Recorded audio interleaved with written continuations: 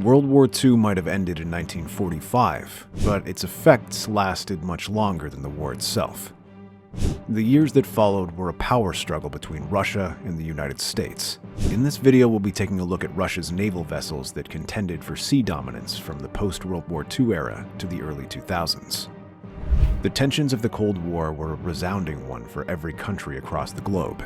A 45-year standoff between the United States and Russia, more popularly referred to as the USSR, Union of Soviet Socialist Republic, back then.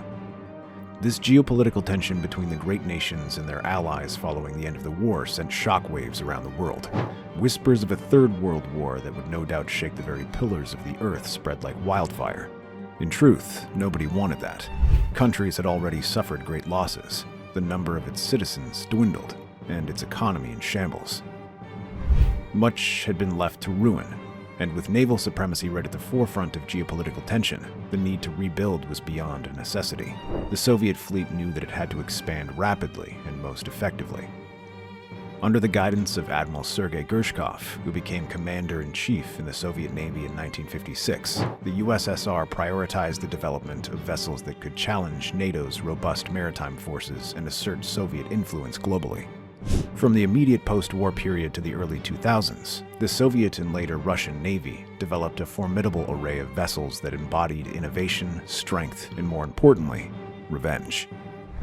Following the end of the war and the signing of the Potsdam Agreement between the Allied and Axis forces, Russia, the Soviet Union, harbored significant distrust towards its allies in World War II, the United States, and particularly Great Britain. This distrust stemmed from historical grievances, including the Western intervention in the Russian Civil War from 1918 to 1921, which the Soviets viewed as an attempt by the West to undermine their regime.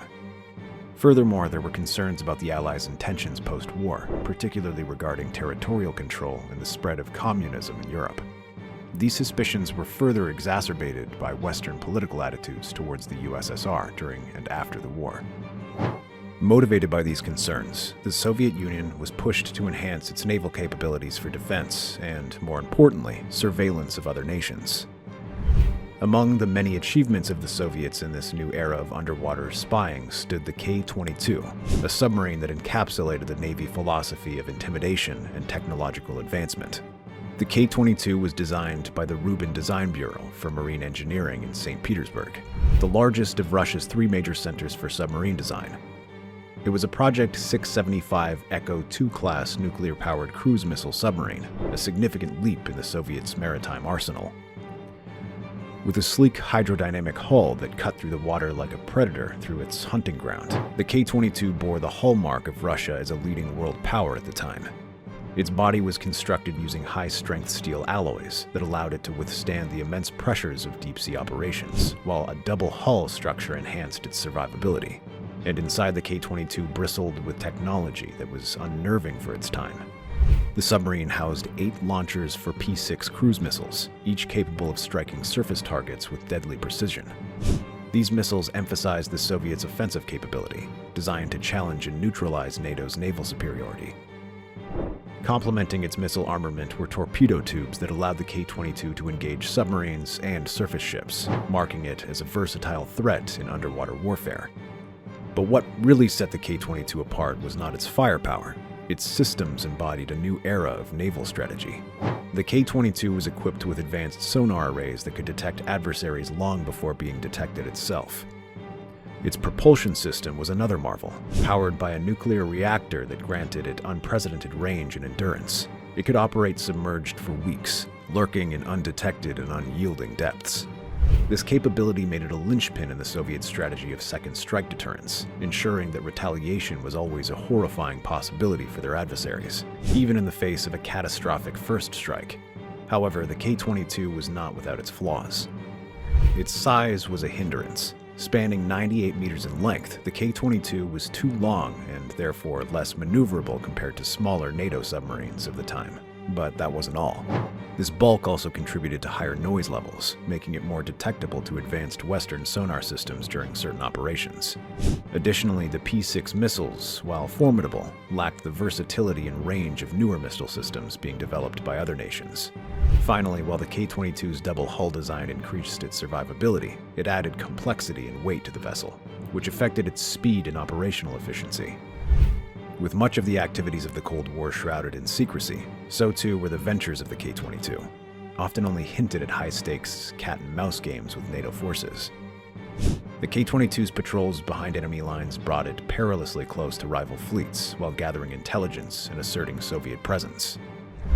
Among its known endeavors, the K-22 is believed to have played roles in shadowing American carrier groups, using its advanced tracking systems to gather critical information on Western naval operations. However, as the Cold War waned and the Soviet Union fragmented, the K-22 era began to close. By the early 2000s, it was succeeded by the Borei-class submarines, heralding a new chapter in Russian naval history. The Borei class represented the culmination of lessons learned from decades of submarine warfare and technological evolution. Where the K-22 was aggressive and functional, the Borei class was refined and futuristic. Its hull design utilized composite materials to enhance stealth capabilities, making it one of the quietest submarines ever built. Advanced sonar systems provided unparalleled detection capabilities, while its nuclear propulsion system incorporated innovations that reduced noise and increased efficiency. The Borei class also carried the fearsome Bulava missile, a technological marvel that significantly outclassed the P-6. With multiple independently targetable re-entry vehicles, MIRVs, the Bulava could strike numerous targets simultaneously, a chilling advancement in strategic deterrence. Furthermore, the submarine's automated systems reduced crew workload, allowing for longer deployments with greater operational efficiency. While the K-22 and its successors, like the Borei class and Akula class submarines of the early 2000s, did not have any direct or open warfare with US vessels or naval vessels of any other nation, there were reports of various encounters with NATO forces during their patrol, particularly in the North Atlantic. While these naval vessels submerged deep within the sea and patrolled its depths, the Soviets employed frigates and battleships that patrolled the surface. One of them was the Sovremeny-class destroyer. These destroyers, introduced in the late 70s, embodied a blend of firepower, speed, and resilience that made them essential players in the Soviet Navy's strategy of deterring NATO forces and safeguarding its maritime borders. Designed by the Almaz Central Marine Design Bureau, the Sovremeny-class destroyer was a surface combatant built to counter aerial and naval threats. Its angular superstructure and sweeping lines gave it a distinctive and intimidating silhouette on the horizon. Constructed primarily of steel, the destroyer's hull was designed to withstand the rigors of sea and combat conditions, while its internal compartments were strategically reinforced for survivability in the event of battle damage. At nearly 156 meters in length and displacing over 8,000 tons, the Sovremeny class was a behemoth of its time, and it combined both strength and agility.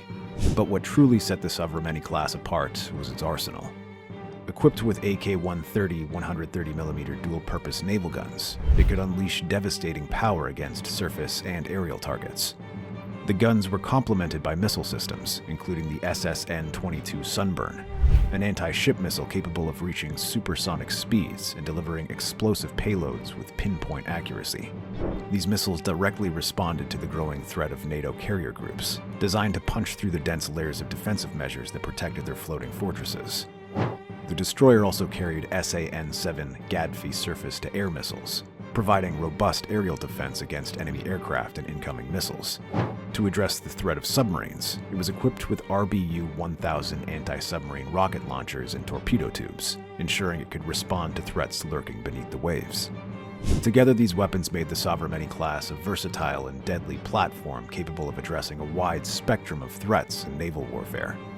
But the Sovremeny class was more than its firepower. Its propulsion system consisted of 2 steam turbines powered by high-pressure boilers, enabling it to reach speeds exceeding 30 knots. This speed, combined with its maneuverability, allowed it to perform a variety of roles, from fleet escort to independent patrols in contested waters.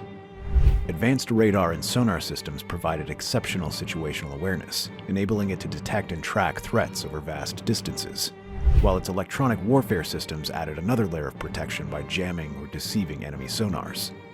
But despite its strengths, the Sovremeny class was not without its flaws. While providing excellent power, its reliance on steam turbines required significant maintenance and was less efficient than the gas turbines used by many NATO warships. This meant shorter operational ranges and a heavier logistical footprint.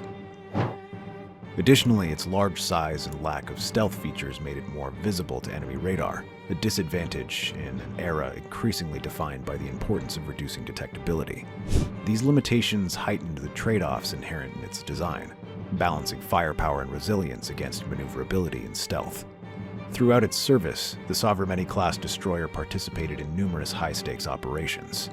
One notable encounter occurred during the late stages of the Cold War, when a Sovereignty-class destroyer was deployed to shadow a U.S. carrier strike group in the Mediterranean. The mission, which involved monitoring American movements and conducting electronic surveillance, underscored the strategic value of these ships as both deterrence and intelligence-gathering platforms. In another instance, a Sovereignty-class destroyer was crucial in escorting Soviet convoys through contested waters, ensuring the safe passage of vital supplies while maintaining a visible presence that projected Soviet naval strength.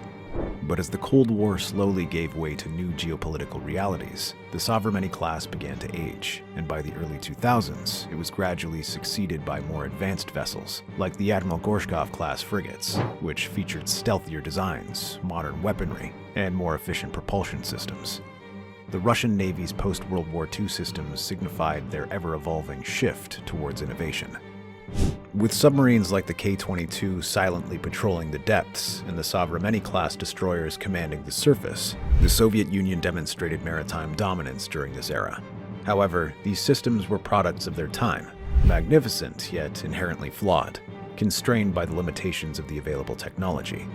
The dawn of the 21st century brought a new wave of naval systems. The designs of the Cold War-era submarines and destroyers gave way to more sophisticated successors. For submarines, this meant the Boré class, featuring cutting-edge stealth capabilities, advanced nuclear propulsion systems, and improved ballistic missile technology. On the surface, stealthy multi-role frigates like the Admiral Gorshkov class began to take center stage, their smaller profiles and modern designs better suited to the dynamic nature of 21st century naval warfare. Despite these advancements, the legacy of earlier designs lingered, not as relics of a bygone era, but as critical stepping stones that paved the way for modern maritime strategy. The cat-and-mouse games of the Cold War, which played out in the silent depths and across vast ocean expanses, showed Russia's drive for superiority. While no direct confrontations occurred after World War II, these tense encounters of nuclear submarines, frigates, and warships shaped the course of Russia's navy. If you enjoyed this video and would like to listen to more like it, then you're in the proper harbor. Drop a like, subscribe, and check out other videos on this channel for more content like this. While you're at it, hit the post notification bell so you never miss out on our upcoming videos. See you in the next one.